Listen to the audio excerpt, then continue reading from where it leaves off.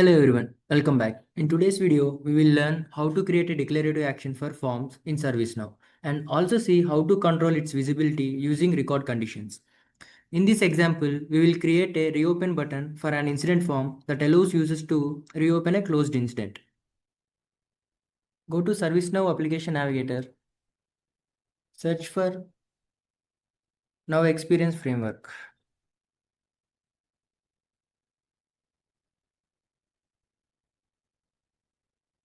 and open Declarative Actions.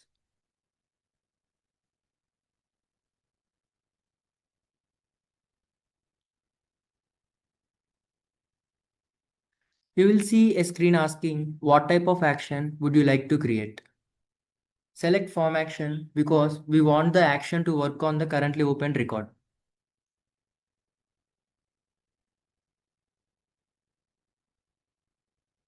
Before creating the action, let's understand the implemented as field. Server script. When we select server script, the code runs on the server when the action is clicked. This is commonly used for database operations such as insert, update, delete, and other record operations. UXF client action. When we select UXF client action, a field called specify client action appears. This allows us to trigger a UX framework client action created in UI Builder. This is commonly used in Workspace and Next Experience applications. And finally, client script. When we select client script, the declarative action executes client-side JavaScript code through onClick function. Now let's configure our action. So I'm giving action label as reopen.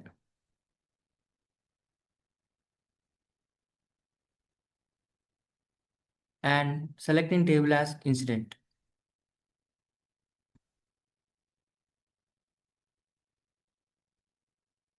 And implemented as server script.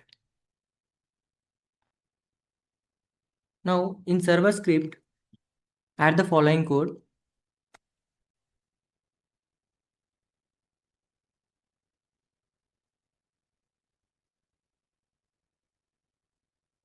So when we click the button, the state changes to in progress from closed.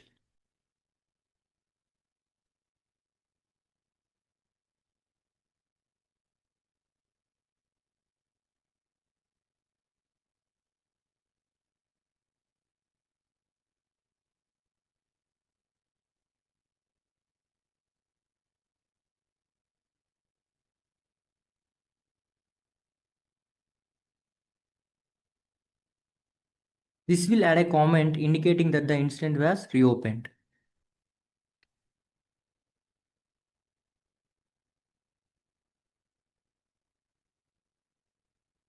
Current.update saves the record.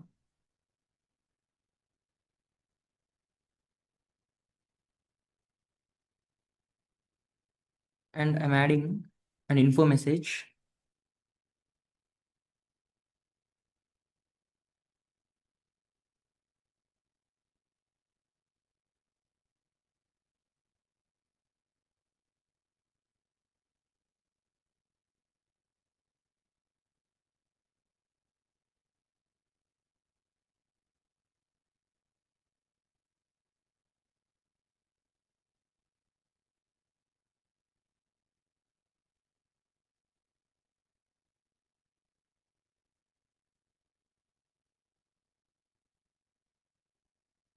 So this displays a confirmation message to the user. When the user clicks the reopen button, the currently open incident record is automatically updated. Now click on save button.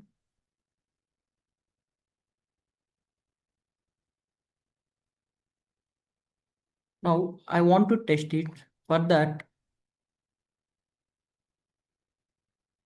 I'm opening service operations workspace.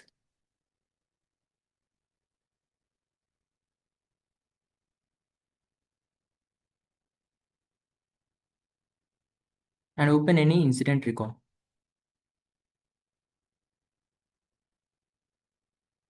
When I click on reopen button,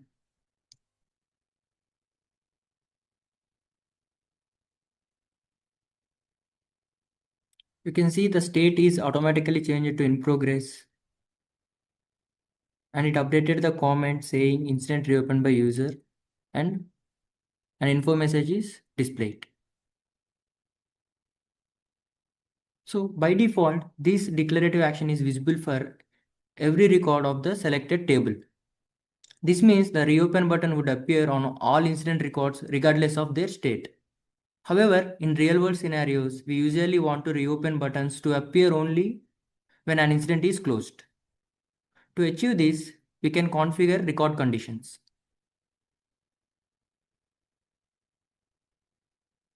So go back to the declarative action. You can see here advanced view. Click on this advanced view.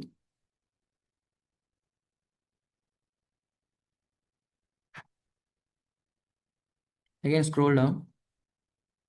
In condition section, here you will find script conditions, scripted client conditions and record conditions.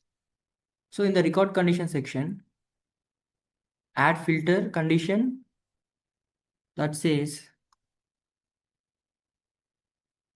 state is closed.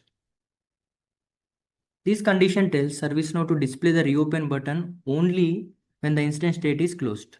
Once the condition is met, the button becomes visible. If the incident is in any other state, such as new, in progress, on hold, or resolved, the button remains hidden. This is a simple and effective way to control the visibility of declarative actions without writing any custom code. So why to use these record conditions? So record conditions are evaluated using the current record data. They are the easiest and most commonly used way to show or hide declarative actions based on field values. This helps create a cleaner and more user-friendly interface. Now save this. Let's test our configuration.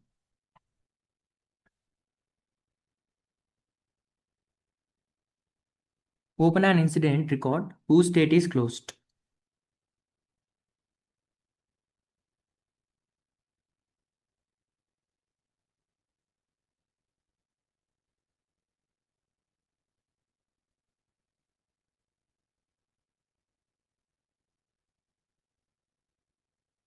You should see the reopen button on the form. Now click on this button. So the incident is updated to in progress state and a confirmation message is displayed. Now open another incident which is not in closed state. So